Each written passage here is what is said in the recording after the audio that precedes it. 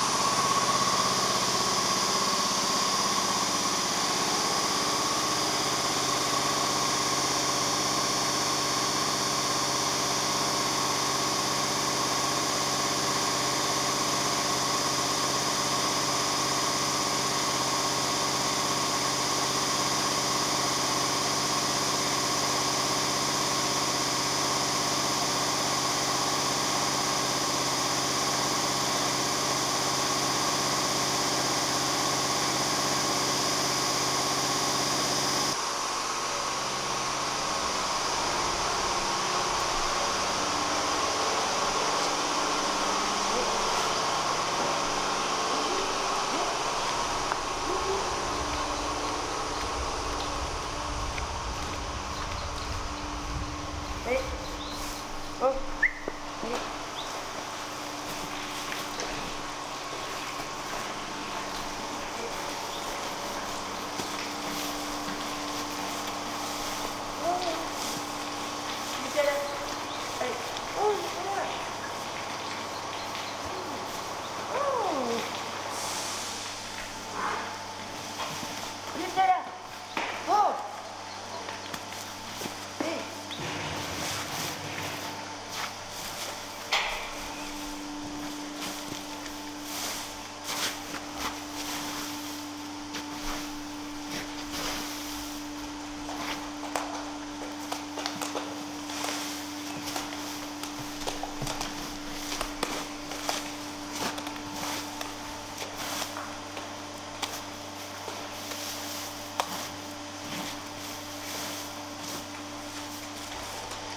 Allez.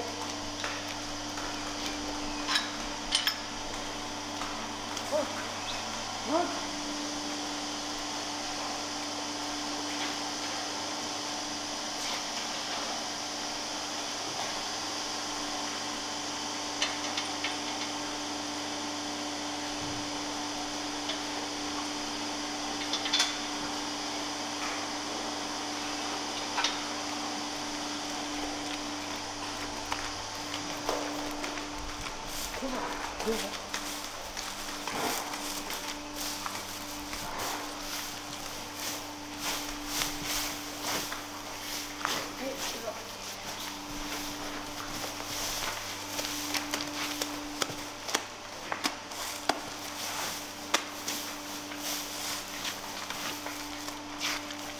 Allez.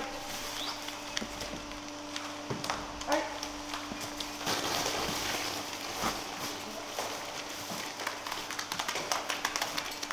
Allez, devant.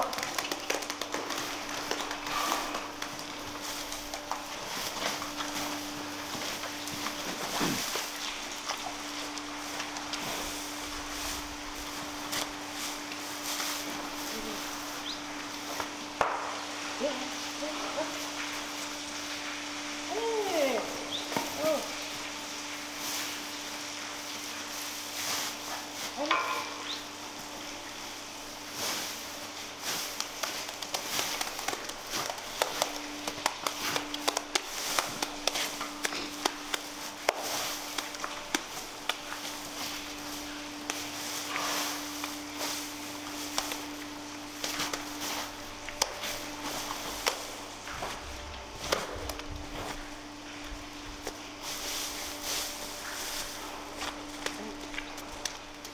Donc moi c'est Marie, j'ai fait un bac S en lycée agricole et après j'ai rencontré mon copain.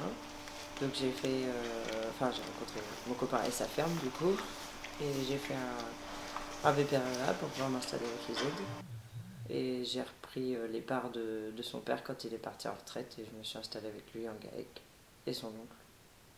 Et après, et sa mère aussi, sa mère est partie en retraite 2 ans après, donc on a pris un salarié.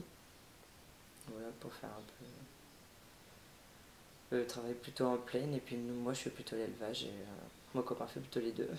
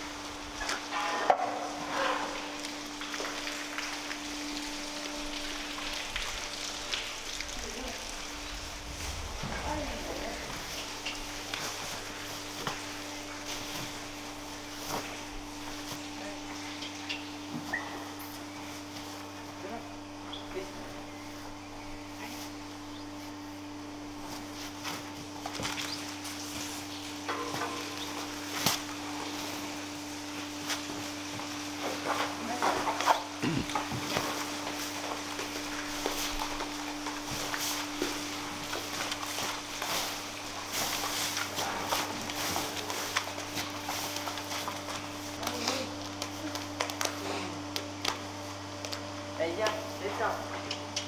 Allez, proche. Descends, allez. Allez.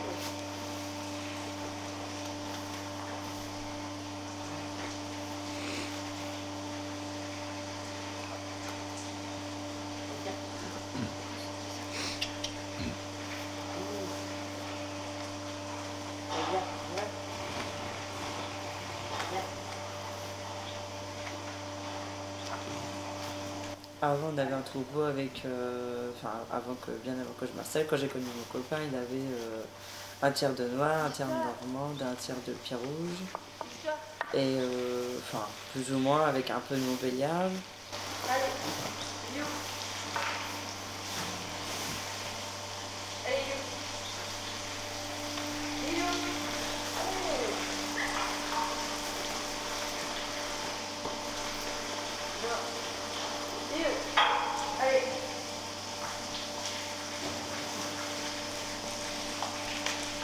Histoire. Et du coup, on s'est tourné que vers la Montbéliarde. Donc on est resté en pur avec les Normandais et Noirs, mais on a vendu les veaux. Et on a croisé les pieds rouges et on a mis du Montbéliard sur les pieds rouges.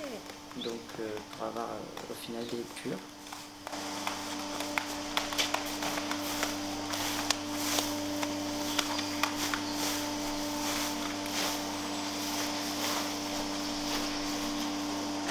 Allez, on va.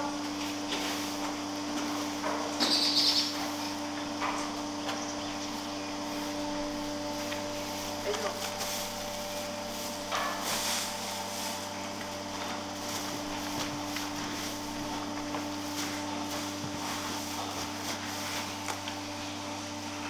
Allez, devant.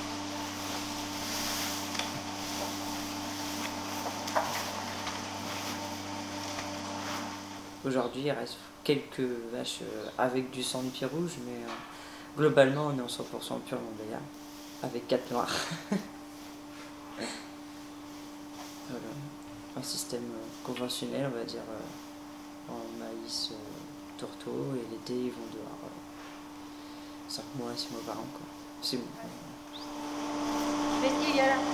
Viens. Tu la traites pas celle-là? Allez.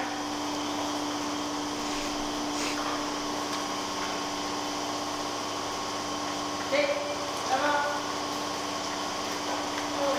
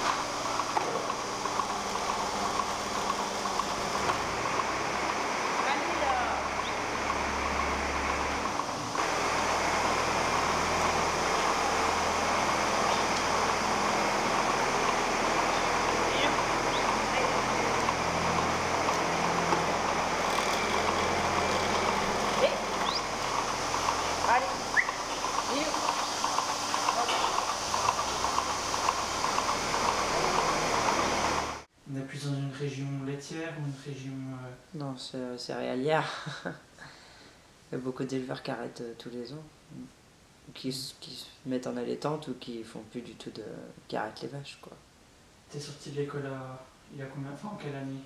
J'ai eu mon bac S en 2009, en juin 2009.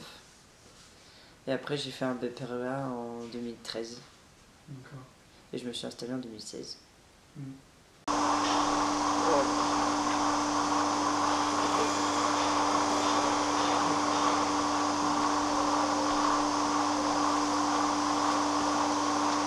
Oui, non, moi j'ai pas connu la crise de 2009, celle de 2015, oui, par contre, j'étais à Rouen, tout ça, on était avec les tracteurs et tout.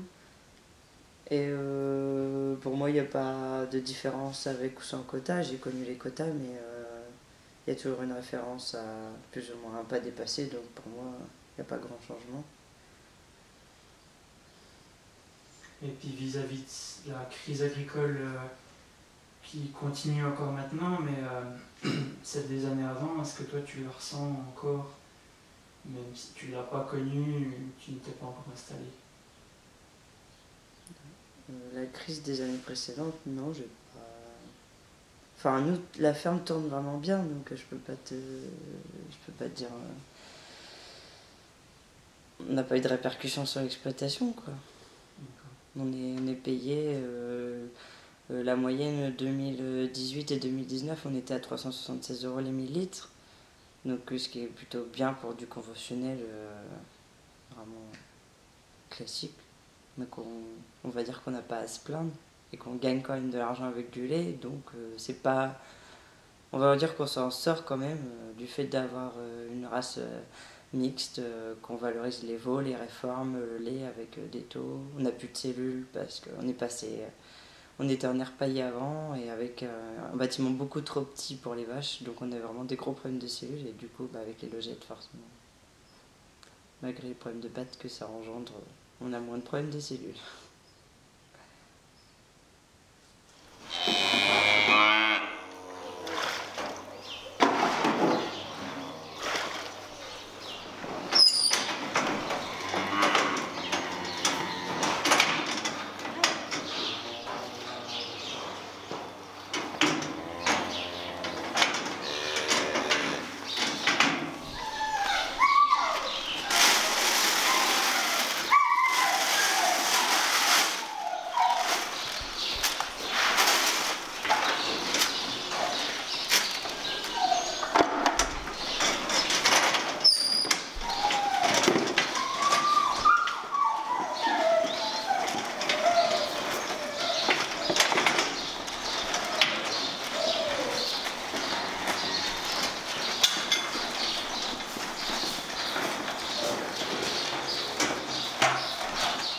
Bah moi je débarque un peu dans le milieu on va dire parce que je me suis installé il y a 5 ans, j'ai fait mon BPREA, mais avant le BPREA j'avais, on va dire, avant de me connaître mon copain j'avais vu une vache de ma vie, donc je débarque un peu, moi je connais plus ou moins que la ferme et puis les voisins, mais j'ai pas beaucoup d'expérience encore assez là-dedans je pense, mais effectivement c'est un milieu très masculin.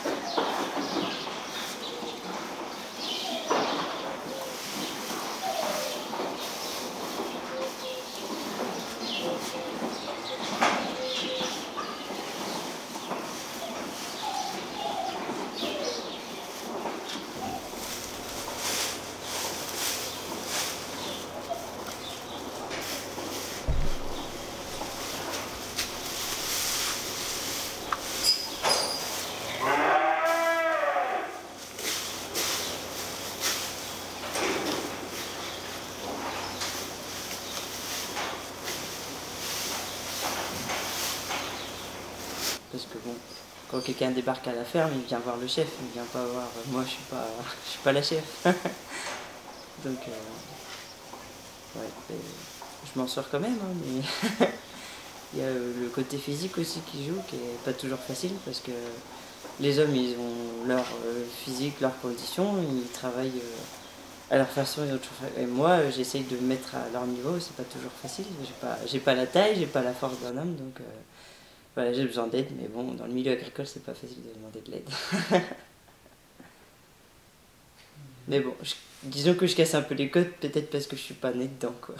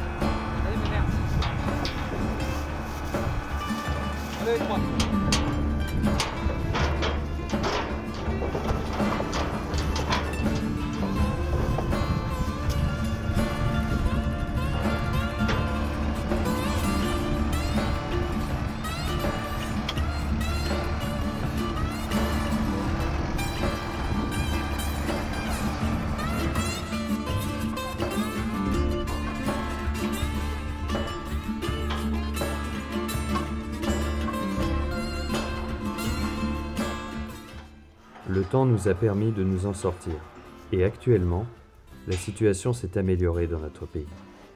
Mais voici une année, nous ne savions pas où nous allions.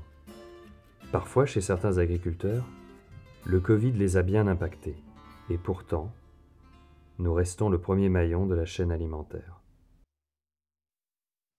Nous, vis-à-vis du Covid, on n'a pas eu vraiment de changement. Enfin, nous, ça ne nous a pas vraiment impacté, quoi. La ferme tourne toujours, à part le salarié qui a été arrêté 2 semaines parce qu'il a eu le Covid, mais sinon ça ne nous a pas changé grand-chose. Il y a peut-être un peu plus de gens qui viennent chercher du lait en direct à la ferme. Et après, vis-à-vis des sécheresses, cette année, nous on est toujours en conventionnel avec du maïs qui a besoin d'eau, donc on a eu un très faible rendement l'année dernière. Cette année, on va tester une petite parcelle de sorgho qui a besoin normalement de beaucoup moins d'eau pour pousser. Et après, voir vraiment la différence s'il y a un manque d'amidon, par exemple, ou quelque chose comme ça, voir si ça pousse mieux, si... À tester, c'est peut-être une plante plus d'avenir que le maïs, du coup. Même si on n'irrigue pas, l'année dernière, on a quand même eu des mauvais rendements. Alors que d'habitude, on s'en sort quand même. Et là, on a déjà plus de maïs pour les vaches. 411, 400. C'est combien ça? Non, moi je suis pas au hasard. En fait, c'est pas... 12, 13. Ah, bah c'est des gistes qu'on n'avait pas rééchographiés alors. Bah non, puisqu'on les a même pas inséminés. Bon. Donc c'est sûr et certain, ça va son Moi, je croyais que t'avais On les a même pas inséminés, inséminés. Ah non. Après, nous, on pense à faire un séchoir en grange. C'est un projet bon, qu'on a médité, qui n'est pas encore en route, mais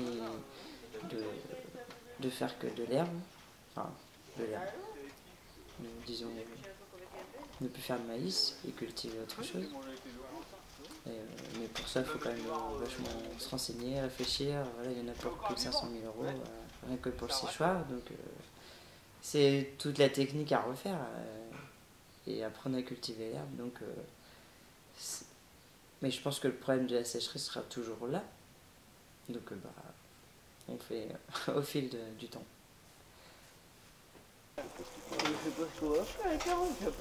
Toi, tu vois pas, toi, si elle avait 3 ans. Elle a plus de 3 ans. Non, Elle est de juillet. Après, faut, bah oui, voilà. Il faut qu'elle prenne en septembre, c'est ça qu'elle a déjà 4 liens. Ça, c'est sûr, c'est le contraire.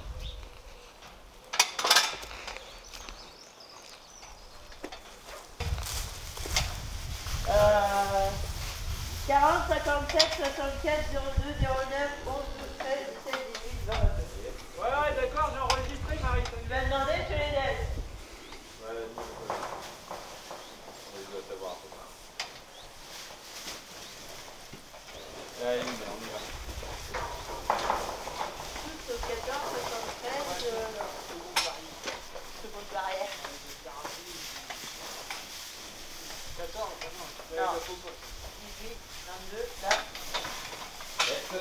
Mais non, je vais pas, c'est à 14. Oui. J'ai connu Marie grâce à Facebook. On se suit depuis des années et nous avons déjà bien échangé sur l'actualité agricole. Aujourd'hui, la ruralité est en péril. C'est pourquoi nous essayons de montrer une certaine image.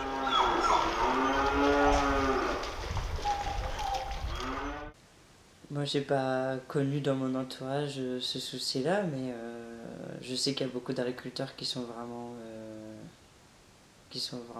pas bien. Plutôt, c'est le niveau financier surtout. Donc après, ça attaque le moral. Je pense que c'est dur.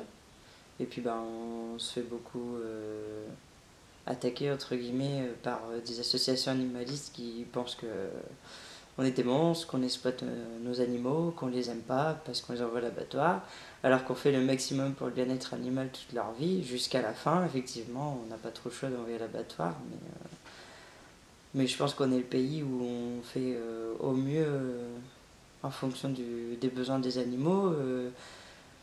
C'est sûrement celui où les vaches sortent le plus dehors à l'herbe, donc...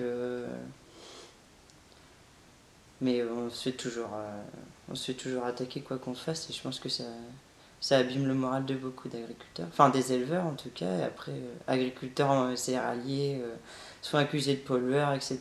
Et puis en plus beaucoup qui gagnent très peu voire rien du tout, à la fin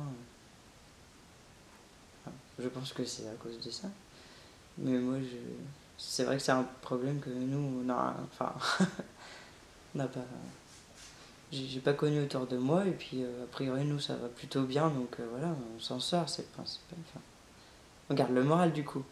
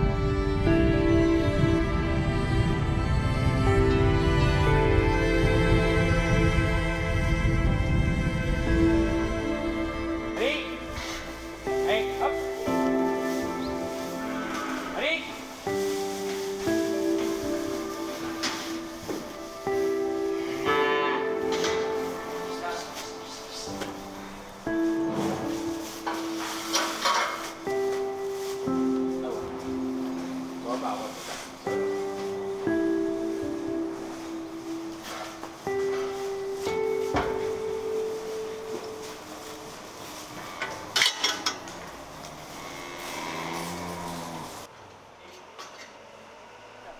Les valeurs sont différentes à chacun suivant la localité, les us et coutumes sans oublier l'éducation et le passé que l'on a eu. Pour ma part, j'ai bien vu quelles étaient ces valeurs, que l'on m'avait transmises depuis petit, mais jamais je n'ai réussi à les expliquer pleinement.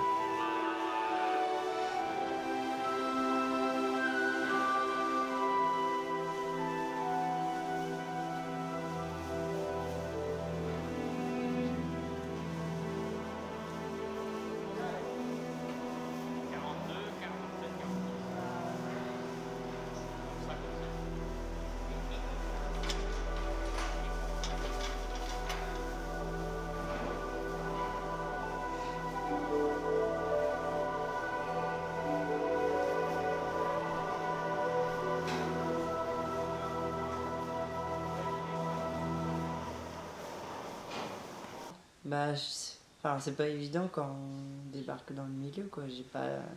Ceux qui sont nés dedans, je pense qu'ils connaissent beaucoup plus que moi en profondeur les valeurs de leurs parents qui ont transmis, etc. Mais moi, les valeurs, je me les suis créées toute seule quand je suis arrivée sur la ferme. Je suis arrivée, j'ai connu une vache sur la ferme qui s'est laissée vraiment caresser et tout, et puis je suis tombée sous le charme. Donc du coup, bah, c'est là que avant les vaches, je connaissais pas du tout, et puis après j'ai trait, enfin j'ai découvert la ferme, et puis ça m'a passionné, quoi. Après moi j'avais aucune passion dans la vie avant, j'ai fait un bac S sans savoir vraiment ce que j'allais faire après. J'avais pas du tout d'avenir, aucun conseiller d'orientation ne sait me dire ce que je saurais faire. Enfin, j'ai eu toutes sortes de métiers, mais ils auraient jamais pensé à ce métier-là. Et puis finalement, bah, c'est en rencontrant mon copain que les vaches, ça m'a apporté tellement que... Bah, en fait, c'est pas... Pour moi, avant, c'était juste un steak sur pattes. J'étais comme n'importe quel être humain qui avait pas vu de vache. Et en fin de compte, c'est vraiment des animaux à part entière. J'ai fait du cheval et maintenant, je préfère largement mes vaches que les chevaux, par exemple. Je me suis attachée et puis bah... Mes génisses, je les caresse toutes, mes vaches, je les caresse toutes. Je monte dessus,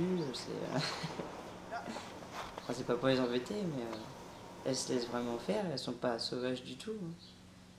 Et c'est agréable de faire découvrir le métier comme ça à des gens que je pense en particulier qui connaissaient pas du tout non plus le milieu agricole et qui découvrent et qui voient que finalement tout se passe bien dans les fermes et que les vaches sont pas maltraitées et qu'on peut les caresser. Et c'est comme ça qu'ils découvrent que finalement c'est beau, il n'y a pas à polémiquer là-dessus, quoi. Parce qu'on fait en sorte qu'ils soient le mieux possible. Enfin, moi je fais tout pour mes veaux, je fais que les animaux, donc forcément je consacre mon temps principal à mes enfants, mes animaux, quoi. Donc mes animaux c'est un peu aussi mes enfants, même s'il faut pas le dire, mais c'est un peu ça quand même.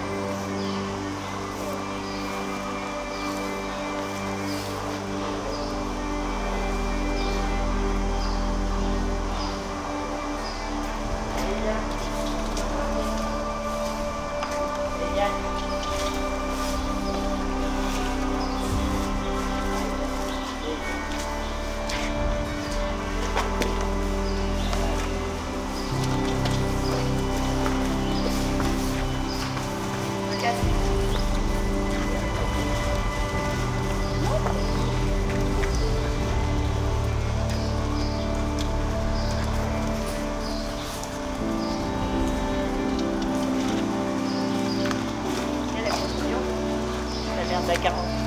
C'est la même. Je me suis. Ah oui.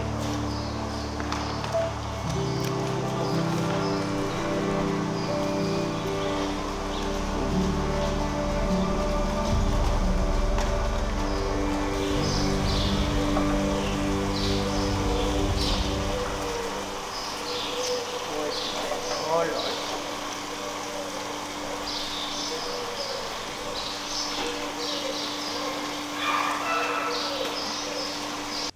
C'est-à-dire qu'avant on trayait à la main, aujourd'hui on traye à la machine à terre, non? Oui, est-ce que tu l'as un peu vécu quand même aussi ou est-ce que tu... Ah non, non, non, moi je suis pas du tout issu du milieu, j'ai vécu juste à la campagne. J'avais quelques lapins, quelques poules et quelques moutons, voilà, parce que mon beau-père était boucher, donc voilà. Mais sinon, non, je découvre tout. Moi j'ai tout appris, enfin j'ai appris sur le tard quand je suis arrivé sur la ferme, quand on m'a appris beaucoup de choses, et puis après j'ai appris toute la théorie en BPREA qui m'a vraiment appris beaucoup de choses sur pourquoi on faisait tout ce qu'on fait, l'alimentation, la santé, la génétique, j'ai tout appris là-bas. J'ai pas vraiment d'historique, moi d'histoire personnelle en tout cas.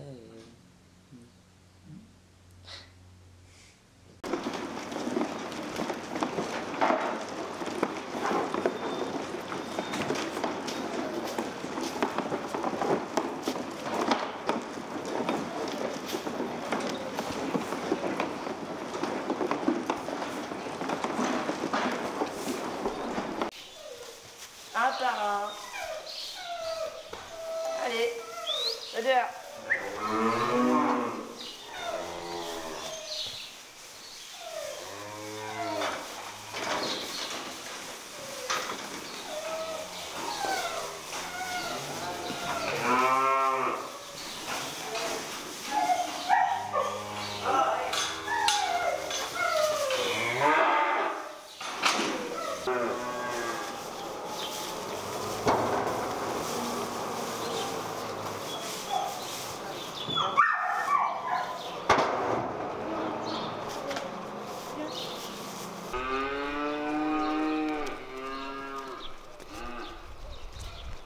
Ah bah c'est déjà ouvert, ça va pas fermé.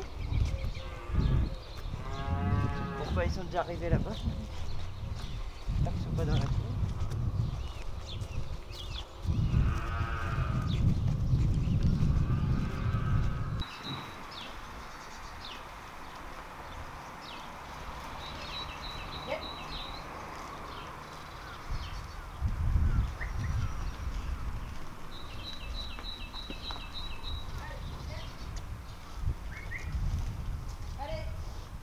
Bah moi je conseille à tout le monde, qu'il soit citadin ou ruraux ou n'importe qui, d'aller dans les fermes, découvrir directement comment ça se passe, plutôt qu'à travers un écran par exemple, comme beaucoup de citadins, pour pas citer de villes, qui n'ont pas vu de vaches et qui voient qu'à travers la télé ou internet des scandales ou des trucs comme ça qu'on fait et qui connaissent pas vraiment comment ça se passe.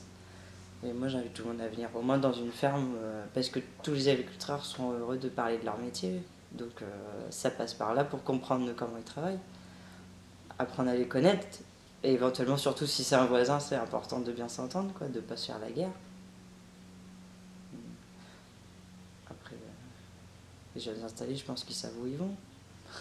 Enfin, c'est le même principe, ils peuvent aller aussi visiter autant de fermes, plus on voit de fermes, plus on voit de systèmes, et plus on voit de choses, plus on comprend, et plus on apprend, je pense.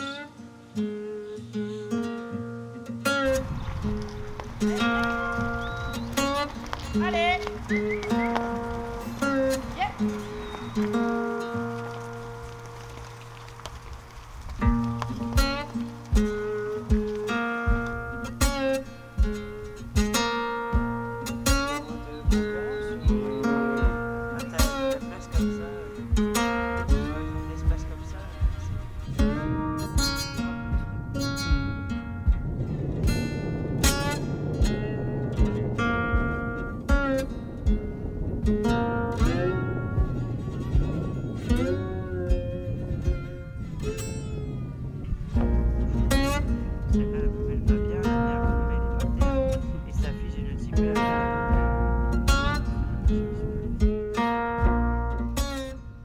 Dans le temps, on ne se posait pas la question. D'après les anciens, les enfants étaient depuis tout petits au milieu des tracteurs et des vaches avec leurs parents. Les choses évoluant, tous ne peuvent les accueillir auprès d'eux durant le travail. Comment peut-on faire? Quelles pistes sont réalisables?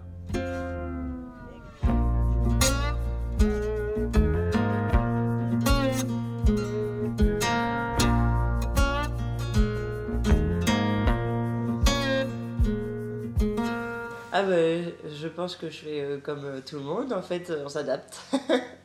Parce que n'importe quelle agricultrice qui attend un enfant, je pense qu'elle se pose beaucoup de questions sur comment elle va gérer, surtout quand il y a des vaches à traire. Ça paraît logique que c'est une astreinte tous les jours. Bon bah moi, je me suis dit pareil, je me suis lancé, j'ai dit on verra bien. Et en plus, que j'habite pas sur la ferme, mais c'est un choix aussi d'avoir ma maison à part que j'ai construite, donc voilà, je suis bien aussi là. Mais je suis qu'à 2 km, donc pour moi, j'arriverai à gérer. Là, voilà, donc là, les enfants, ils ont 3 et 5 ans, les deux vont à l'école, donc ce qui m'arrange beaucoup, parce que l'école est placée juste derrière la ferme, donc le matin, on va traire, eux ils dorment, et je reviens, voilà, j'ai 2 caméras pour chacun, que je peux voir de la salle de traite. Et après, la traite finie, je reviens là, je les prépare, on déjeune, et on va à l'école, et après je m'en vais faire ma journée à la ferme. Et le soir, bon, ça dépend beaucoup des saisons, parce que en village groupé, forcément, il y a des périodes où on a des gros coups de bourre, on finit pas de bonne heure, et il y a des périodes comme là où c'est très calme, et on rentre à 18h30, quoi. Donc, en période calme, on finit de traire, et je vais les chercher, et on rentre tranquille à la maison. Et période de coup de bourre, on va dire, c'est plutôt l'été, où on a moisson et vélage. Mais c'est un choix aussi. L'avantage, c'est que les jours sont plus longs, il fait beau, donc on peut rester plus facilement, plus longtemps à la ferme. Moi, je vais chercher les enfants à 18h30, puisque c'est l'heure max où je peux aller les chercher. Après, on revient à la ferme, et eux, ils jouent dehors, ils font du vélo. Moi, je finis de traire, je m'occupe des veaux, etc. Et puis, et après, on rentre tranquillement à la maison, même si c'est 8h, on fait, voilà, on fait pas de la grande cuisine, et puis on se débrouille avec comme on peut, et ça, a priori ça se passe bien. Après, voilà, ils sont encore jeunes, donc on verra comment ça se passe après, mais pour le moment ça nous convient. Comme on est tous les deux sur la ferme, c'est l'avantage, c'est qu'il y en a toujours un qui peut rester pour s'il y a besoin de faire le travail, que l'autre il rentre à la maison, voilà. Mon copain qui va travailler plus tard dans les champs ou quoi, moi je rentre avec les enfants, et puis voilà.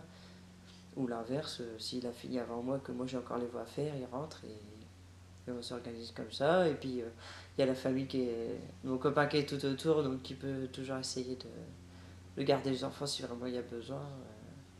Comme là, en période de confinement qui est un peu plus compliqué, je les laisse un peu. Voilà, ils jouent avec les cousins, et ça se passe bien. Et voilà.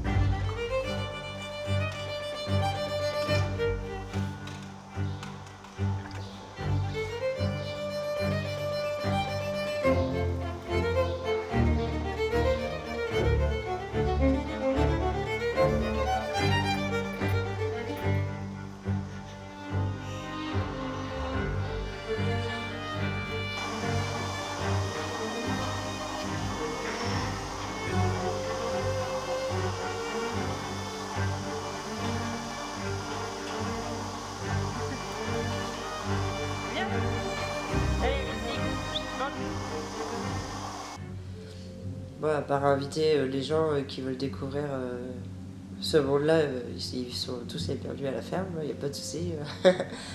J'ai absolument rien à cacher. Je sais que j'ai des veaux, des vaches hyper câlins, donc je pense que c'est l'idéal pour découvrir ces animaux-là, quoi. En bonne qui sont en bonne santé, bien nourris, bien soignés. Voilà. Je peux pas dire mieux.